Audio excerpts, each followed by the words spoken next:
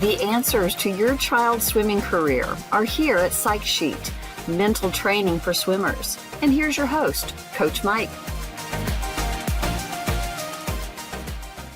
Good morning, everyone. Welcome back to the Psych Sheet podcast. We're pleased that you were able to join us. Today, I have a coach at the Triangle Aquatic Center Titans, Matthew Jayne, MJ for short. We know him as MJ. Matthew, I'd like to welcome you to the Psych Sheet podcast. Tell me a little bit about yourself. How did you get into swimming? And then how did you get into coaching? Yeah, thanks, Mike. I'm glad to be on here. So I got into coaching I got into swimming like most of the swimmers at TAC did through summer league. Most swimmers in this area, actually. I started out doing my neighborhood swim team when I was 6 years old. And I actually didn't start year-round swimming until I was 11. Really? Yeah. So those first 5 years, I was swimming during the summer for my neighborhood and playing soccer. Actually, that was what I did. Really? Okay. In the fall and spring. Yep. And I had a little bit of natural talent for swimming. I was on a neighborhood team with 60 kids, but out of those 60, somewhere near the top. And every coach that would come through would be like, hey, you should really think about, trying year-round swimming. At that point, TAC didn't exist. Yeah. At that point, TAC didn't exist. So they were like, hey, join WAVE, join RSA, join more, whatever. And finally, I was 11. We went to what was like the league championship type meet, Cary City. And as I'm sure you know, the year-round teams put up tents and have cowbells and rubber ducks and all this, all those trinkets to get the kids over there. Sure. The sales pitch got me, yes. So I joined WAVE that fall in 2011 and started swimming there. Honestly, I wanted to quit after like the first practice. Really? Oh my. Yeah, I was not a fan. It was still at TAC, right? So it was the pool that we're both very familiar with. The water was cold. The practice was 3 times as long as I was used to. I'll bet. Yeah. Yep. I didn't know anybody there. So, it was not the greatest experience on day one. But honestly, what made me stay is my parents were like, look, Matthew, we paid for this giant contract of swimming. So you're going to stay until at least December. And my 11-year-old self was like, oh my gosh, December, I have to swim for like 4 more months. I might as well like find something about this that's fun. So as I met more of the kids in that group, I started, wanting to come back to practice. As I came more, I adjusted to the time, the temperature of the pool, all my previous worries, and kind of went from there. Good for you. Yeah. Actually, the coach of that group was Blake. Really? Okay. Yep. Yeah. So I don't know if he knows that I really wanted to quit after the first day I met him, but there you go. Okay. He'll find out soon enough. He will. Yeah. It had nothing to do with you, Blake. But yeah, that was my start in swimming. Fantastic. So you were with WAVE or New WAVE from the very beginning, and at some point in time, you thought about swimming in college. What was involved in that decision? So started out on WAVE when TAC was founded in 2013. The Titans, that is, not the facility. I joined there. Swam for them from 2013 until I graduated in 2018. But as I got closer to graduation, I started, my priorities in swimming were kind of shifting. It wasn't necessarily the process and the drive to improve in swimming that was bringing me to practice. It was more the social aspect, seeing my friends, still being able to be connected with them, see them every day. I wasn't really there like for the grind per se. Okay. You mean the grind that you put your kids through today? Exactly. Yes. That same grind. Yep. Okay. Yep, okay. That exact same grind.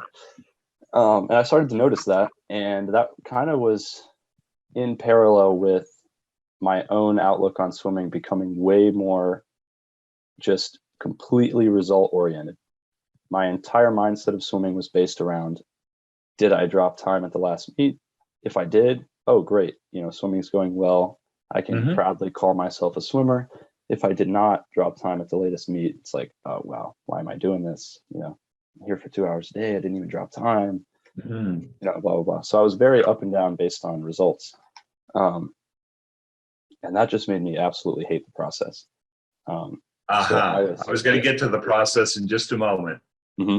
Yeah, being completely result oriented just made me absolutely hate the 2 hour grind every day.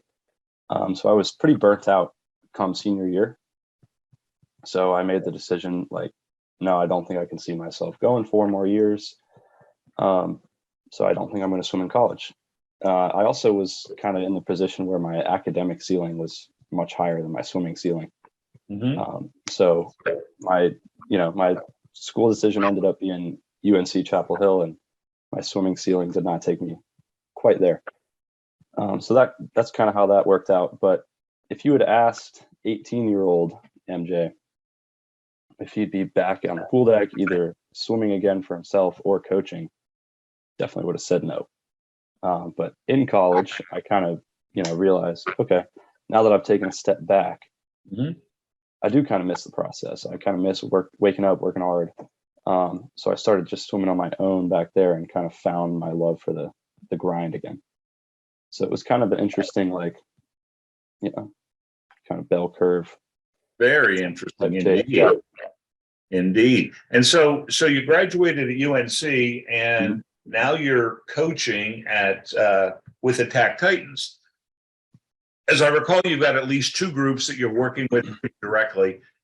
Tell me a little bit about how the ages and the skill sets of those kids that you're coaching right now match up to where you were at that time, because it wasn't all that long ago when you were where they were, and there's a lot of similarities. Do you find that you've got more empathy towards them for the cold water or the grind, or trusting the process, a process of which you never knew about when you were 11? Blake knew, but you were aware of what that process was. How do you tie all that together? So it's actually really interesting that you ask, based on those 2 groups, because I was in both of the groups that I work with now at some point. Okay. I spent time in Tag 1, and I spent time in the wave equivalent of the silver group.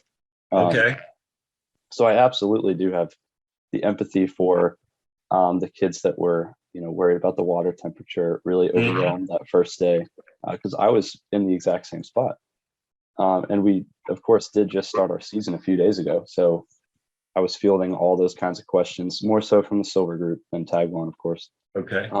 But, hey, how do I put my swim cap on? Yeah. How do I set my snorkel up? How do I, blah, blah, blah. Oh my gosh, practice is so long. How much longer do we have? The pool is cold, all those type of things.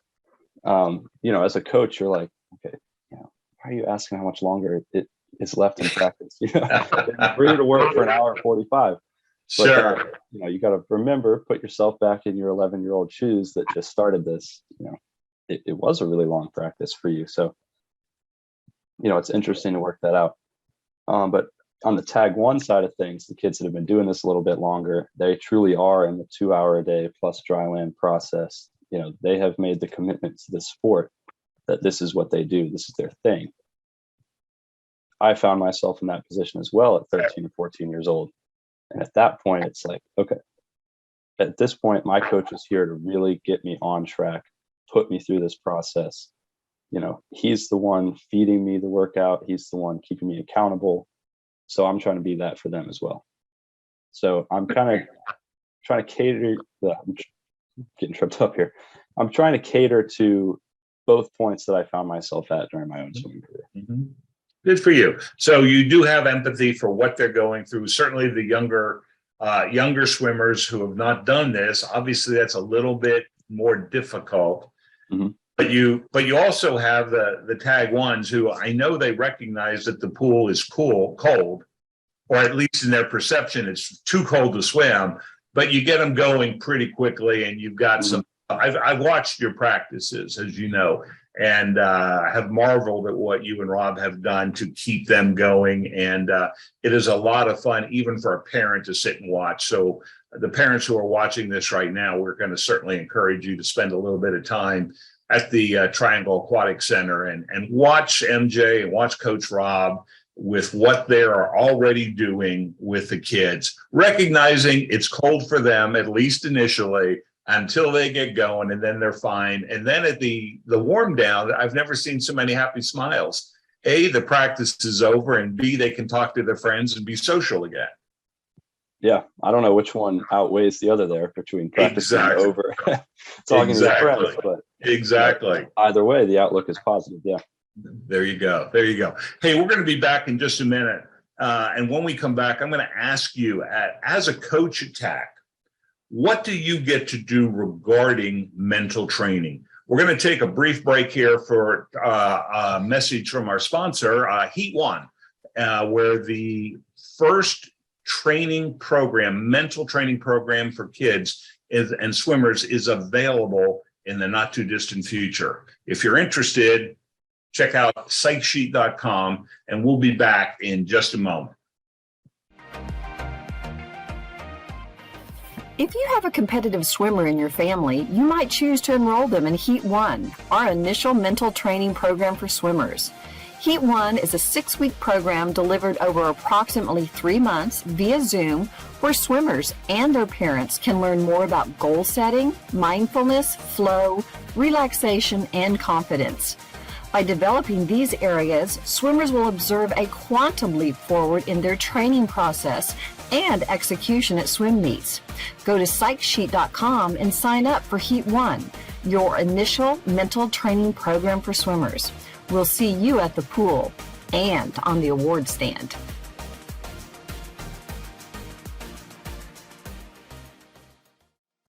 Okay, and we're back. We're back. Thanks for joining us. My name is Mike Connor. I'm here with MJ, Matthew Jaynes, coach at the Triangle Aquatic Center, a member of the TAC Titans staff.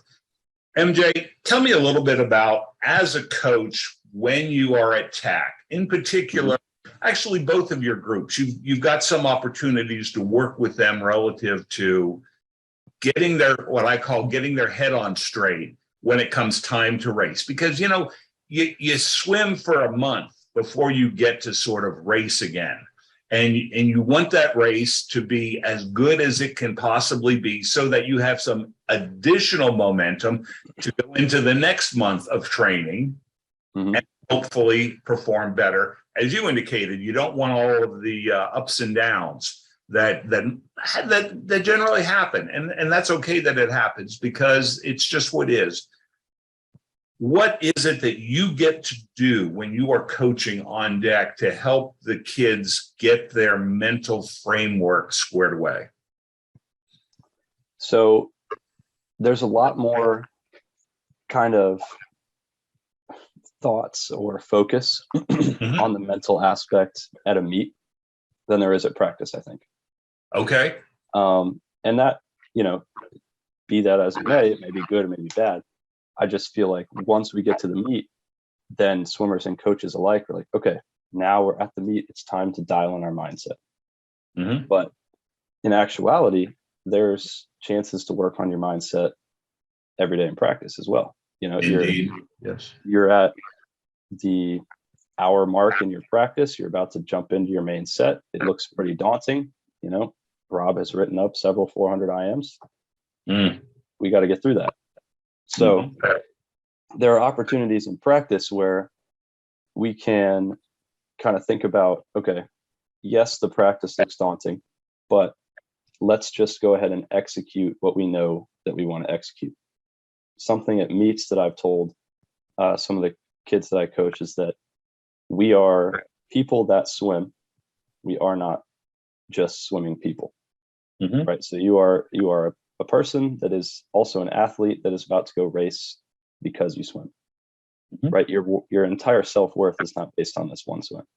So if you can kind of separate your sense of self and your performance in this race, then you can step back and say, okay, sure, I'm going to go swim however many yards, however long, whatever stroke. I'm going to try to execute the goals that I perform in practice, and when I get out, there you go. I'm done executing.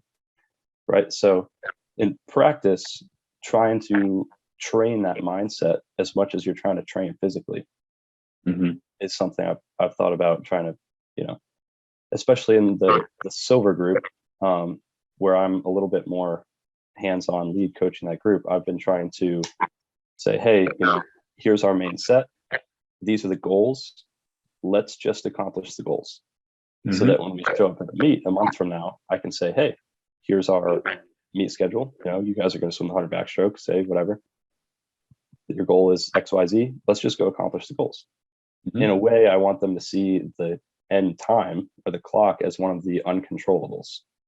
Okay. And you can control the way you swim. You can control how your goals are executed. You to an extent, you do control the clock, of course, but if you execute, the time should be what it should be.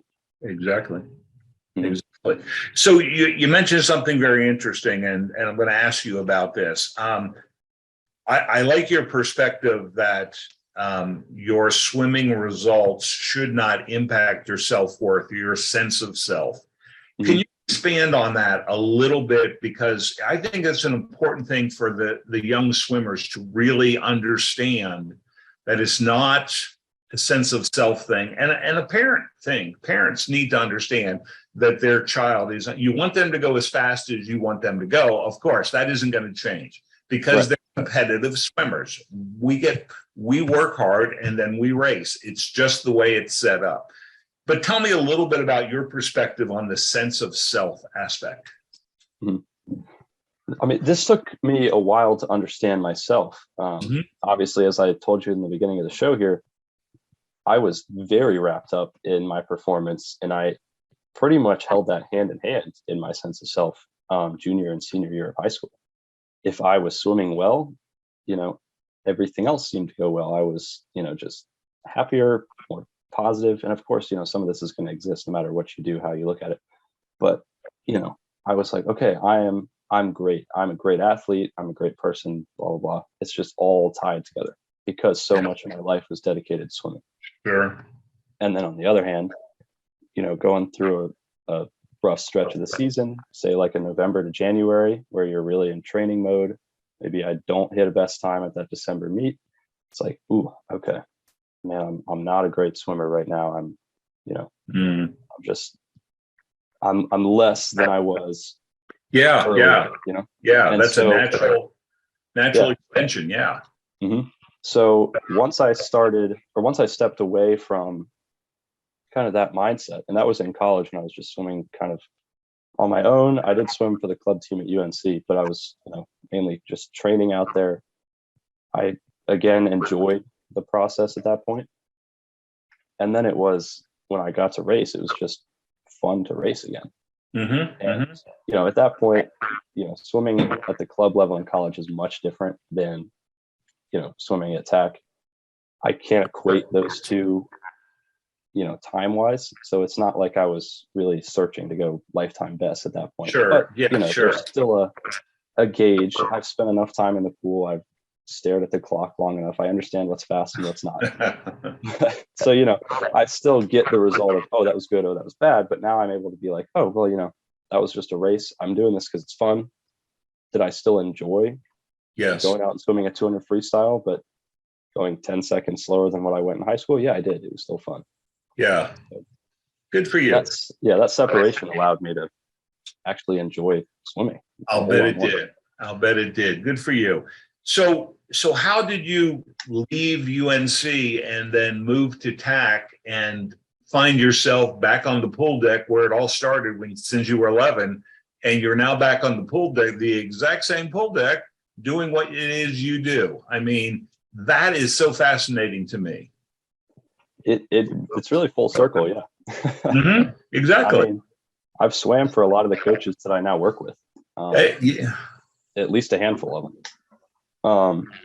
So I studied computer science at school. And it never really was a passion. It was just what I was doing in school. Okay. The passion side of things, as I'd found my way back, was still swimming. And so the summer between junior and senior year, I reached out to Bruce and I was like, hey, Bruce, is there any way that I could like help you out this summer? You need extra hands on a group, whatever. I'd be happy to come in, help coach. Just, I mean, honestly, I still really liked all the coaches I had swam for. I liked everybody involved with TAC. So it was like, in my mind, it's like, oh, great. I get to hang out at TAC. I get to do what I really like, be around swimming, which I, of course, love. I could learn some about coaching because, in the back of my head, it's, college is getting farther and farther along. It's like, okay, next up is a job. What is that going to be? And so it's kind of been in the back of my head. But that summer coaching, I was helping out on a ton of different groups. I was a bunch of people's assistant coach. So I got to see, I was helping Blake out with Tag 3 actually. So, that was really cool seeing his perspective there. It's also leading some junior Titans groups. That summer was the delayed Olympic trial summer. So I was helping out Blake and Alan with the Olympic elite group when I think it was 14 or so of our swimmers went up to Omaha. And just being there that summer, that really solidified it for me. I was like, now that I'm back on this side of the pool deck, this is awesome. I love this. This is what I'm going to be doing. And so I could not wait to come back next summer. And obviously I'm still here in the fall. So that was kind of how that started. It was just once I got the taste, that was it. Fantastic. That was what I wanted to do. You had no idea that you would be, after your time graduating with computer science, you had no idea that you'd end up at that point in time back as a coach. Not when I picked a major sophomore year, no. Yeah, sure. Definitely not. Sure. Yeah. How about that? How do you find the various coaches at TAC? For instance, is there one overriding theme that every coach is expected to tailor to his or her group? Or is it potluck dinner every night from every coach to do everything? But I sense, I think I know the answer to this, because as you move, you do some of the same drills, you do them better, you do them faster, you do them more intensely. I know how that works. And my sense is when you start at a younger age, they're the same drills largely, but there are tweaks to them, of course. But how is it that every coach has their own spin on things? How do you manage to do all of that at the same time? So I think to answer your question on, is there a difference or are we doing the same themes kind of thing? Both can be true. Obviously there are still, core values that every coach that Bruce has set, that our team has the expectation for. And we have similar coaching philosophies. So drills exist in the same ways and similar practices. But I think a big testament to how Bruce has, grown this team so much is that he, brings people in, lets coaches lead their group, and then gives them the freedom to implement those philosophies, those drills, whatever it may be, how they see fit. Let them truly adapt to their group, because our team is now over 1,000 swimmers. So if you set at the top an expectation, that's going to fall on some junior Titan swimmers differently than it's going to fall on, the national group. Of course. So I think just kind of letting each coach let their wording, their workouts, their emphasis kind of ebb and flow with the responses of their group is how we've grown the team so much. That's fantastic. And clearly you have grown the team. I mean, last year you were the #1 team in the entire country. I think there's something like 3,000 clubs who are competing for this. And the Triangle Aquatic Center, the TAC Titans, have been ranked as high as #1, considered a gold medal program for all of the different things that you're doing, not the least of which is performance. But there are so many other things that are a part of this whole program that you obviously represent well. it's interesting when you think about that Bruce is empowered to set the vision for all the different groups and all of that, but yet he lets you figure out the best way that you can get that from your kids. So you've got some accountability in all of that as well.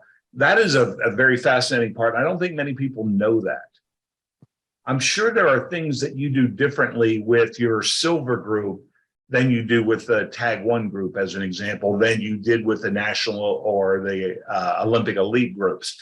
How do you, if you don't mind me asking, what are some of the secrets behind Matthew Jayne's coaching style that is, you believe, is received positively enough to keep doing it? So in some of the differences in the ways that I'm kind of catering to Tag 1 versus Silver 2 is that I have a lot of faces in Silver 2 that either have never swam year-round swimming before, have never been in a USA Swimming Club team environment, or come from Titans Prep or Junior Titans where they swim 3 days a week or 45 minutes or an hour, depending. And so I'm trying to bring all of that together with kids that have been in, they were in Silver 2 last season, or they come from the bronze group, a little bit different of an environment. Mm-hmm. And so from that group's perspective, we're really starting from the ground, just building from the ground up. So for example, today is day 5 of our season. So we'll have practice later this afternoon on day 5, but the first 4 days have been probably 90% kick. Mm-hmm. We're just trying to establish body posture, build our stroke from the kick up. Whereas you look at a Tag 1 practice and, these kids are mostly swimmers that have swam for probably 5+ years, mm-hmm. have been through the whole season, change up many times, are used to this level of work, this, challenging level of, thick, tough aerobic sets pretty early on in the season. So, we dove in last Thursday and we went straight into a fly set. That was our main set. Okay. We had like a little fly back, front half IM type of set. Okay. So, especially in the beginning of the season, I think it's pretty prevalent, the different ways that you're treating these type of groups. Mm-hmm. In my mind, it's a little bit more educational for Silver 2, where it's a little bit more, training based for Tag 1, of course. They've been through the period of education. They have really great control of their bodies in the water, so they're ready to put some work under it and get into that quicker. Yeah, Matthew, it's important to understand as we're recording this, you guys are the defending state champions in the 14 and under age group level. Mm-hmm. So whatever you're doing, you're doing it really well. But I know the feeder programs also help you continue to get to, state championship levels pretty routinely. And I don't want it routine to mean that it's just a layup. You do it every time. I see how you guys work. I know that. I know how that's working. And I know that as the kids grow up in the TAC system, there are many different ways they can move on to areas of interest or areas of excellence or whatever the case may be. In a moment, after we're going to take a brief break, I'm going to ask you a little bit about what tools that you might be able to teach to assist a swimmer who's dealing with some nerves and some anxiety, which is pretty much every swimmer everywhere all the time. We're going to talk about that in just a moment with my guest, Matthew Jayne from the Triangle Aquatic Center and the TAC Titans. We'll be back in just a moment. If you have a competitive swimmer in your family, you might choose to enroll them in Heat 1, our initial mental training program for swimmers. Heat 1 is a 6-week program delivered over approximately 3 months via Zoom, where swimmers and their parents can learn more about goal setting, mindfulness, flow, relaxation, and confidence. By developing these areas, swimmers will observe a quantum leap forward in their training process and execution at swim meets. Go to psychsheet.com and sign up for Heat 1, your initial mental training program for swimmers. We'll see you at the pool and on the award stand.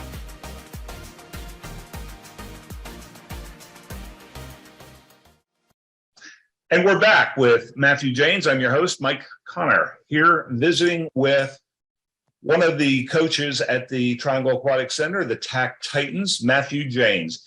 Matthew, when we were speaking moments ago, I was interested in seeing if you had any ideas or what you do with all of the swimmers, whether it be Tag 1 and they're at the state championships, or whether they're the silver group and they're working their way up to become state champions. What tools do you teach that can assist a swimmer who is dealing with nerves when they stand on the blocks? So right before the break there, you mentioned something about the feeder programs, kind of the pipeline almost of, what groups feed into the silver 2s or the tag 1s or whatever. And a lot of those groups are 12 and under mainly, some of them even 10 and under. But I think it largely starts at those groups, because the large majority of kids that are in tag 1 are in, an elite track group, unless they moved horizontally from a different team, spent time in those intro groups on TAC. And I think we do a fantastic job in those groups of making sure that the kids are having fun. Okay. We have excellent coaches down there in the Junior Titans, in the Copper groups. We have Coach Matt Mosher on the 10 and under Junior Titans, and we have Coach Claire on the Copper group.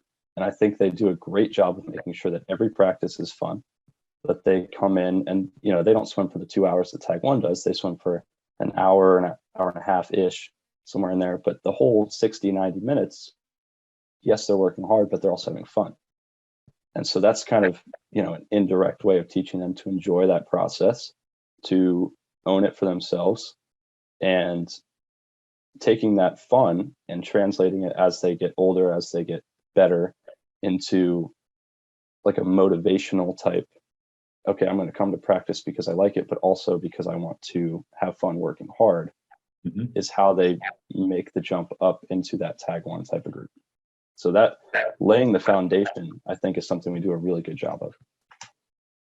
And so you don't necessarily work specifically with nerves and anxiety. It's your belief, your hope that they have so much fun at practice that when they get up to swim in a meet, they just cut it loose because it's what they do and they don't need to think too much about it. Is that valid? At that younger level, absolutely. Yeah. I think as long as swimming is fun, for sure. Once they get up into that, tag 1 type age group, and all of a sudden you're racing in a, in an A final at age group champs, that feels a little bit different than, a meet at TAC, like a blue-green meet that we're going to have here in a couple of weeks. At that point, then there is a different level of anxiety and stress that comes when you're standing behind a block. And so at that point, in a tag 1 type group, it can be addressed differently than, say, the 7-8-year-olds that are in Copper. Of course. So do you have any secrets that you want to share with our audience today about what those secrets would be for a tag 1 person who is standing at the state championship in the A final of the 100 breaststroke?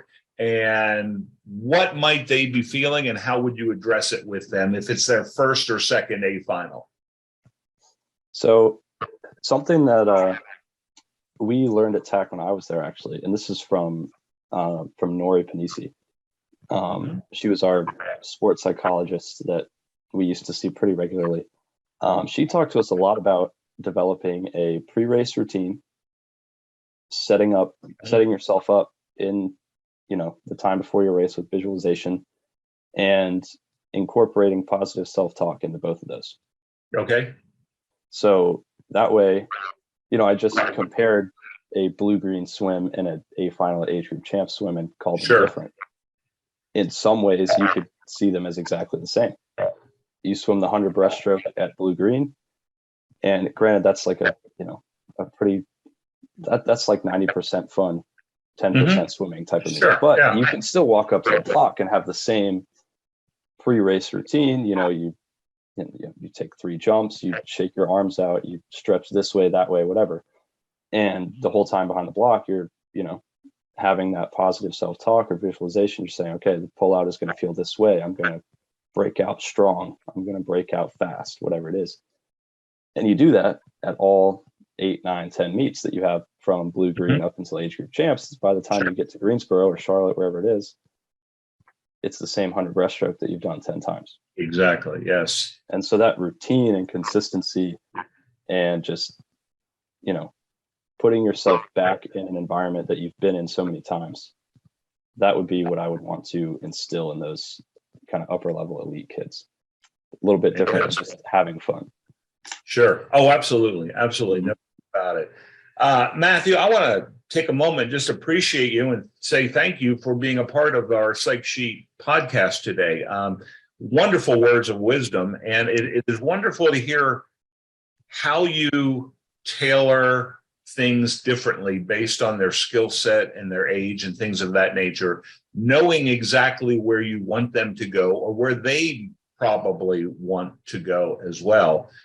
And I think it's tremendous. Obviously, the results that the TAC Titans have produced year in and year out for a long, long period of time, pretty impressive. I could just look at the banners that hang in your pool, and it says all that you need to know about that. And it is pretty tremendous. Not the least of which, you had the top 2 swimmers on the girls' side of the equation ranked prior to going to college. They're both going to Stanford, as you know.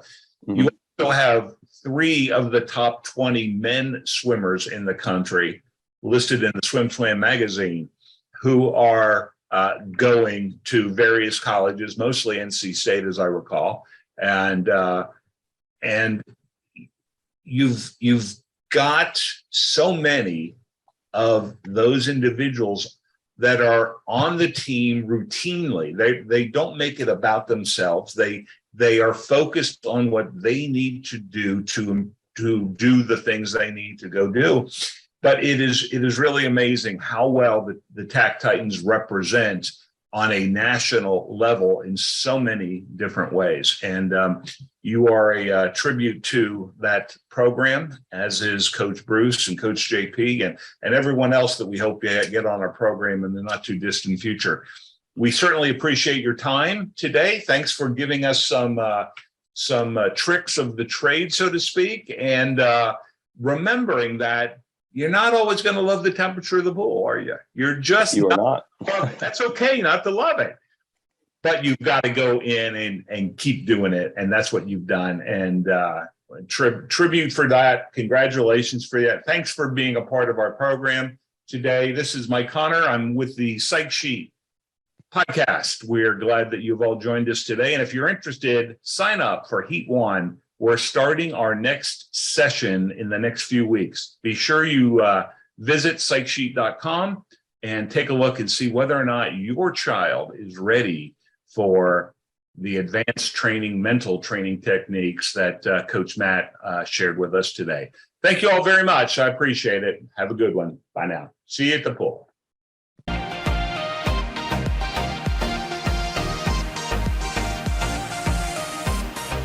This has been the Psych Sheet podcast, brought to you by Heat 1, the initial mental training program for your child.